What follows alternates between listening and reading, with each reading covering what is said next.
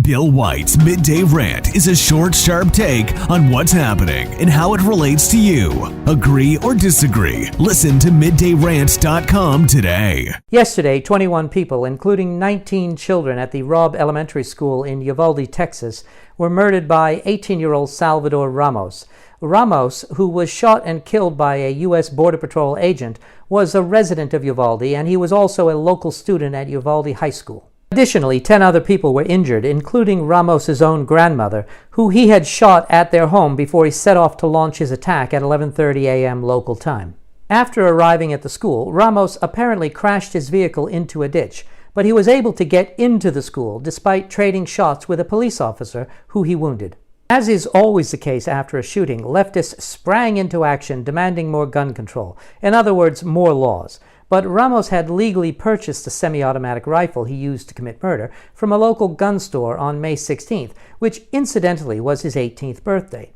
So-called progressives don't want gun control. What these people really mean by gun control is banning certain types of weapons, and allowing them to ban one type will only lead to more bans. Later, yesterday evening, former Vice President Biden asked the nation to pray for the victims and their families, and he said that the nation has to ask itself, quote, "When in God's name are we going to stand up to the gun lobby? When in God's name will we do what we all know in our gut needs to be done?" End quote. So once again, Democrats are demanding that Congress ban the so-called assault rifle, or AR-15, which was the weapon used by Ramos.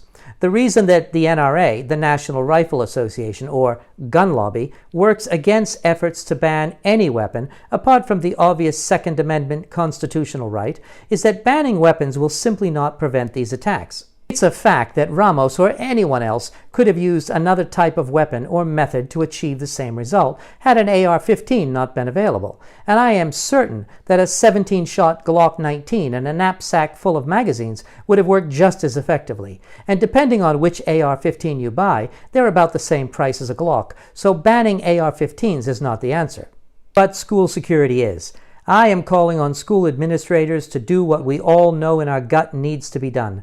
Schools must beef up security by restricting access to a single controllable entry point, or ensure that all entrances are locked with video or CCTV, and either a dedicated security employee or one of the administrators granting access after they have verified that the visitor poses no threat, and this may also include checking bags.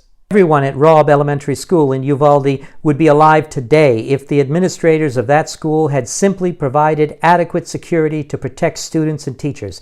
If Ramos had been denied entry, 21 people would not have been murdered in that school. We don't need to ban weapons. We need to protect ourselves from crazy people who get them. It's that simple. Banning guns is not the answer. More laws is not the answer. The reason crazies like Ramos pick schools to shoot up is that they are gun-free zones with little or no security. Those parents who today mourn the deaths of their children would gladly accept tighter security at their dead child's school if they could have them back home safe and sound.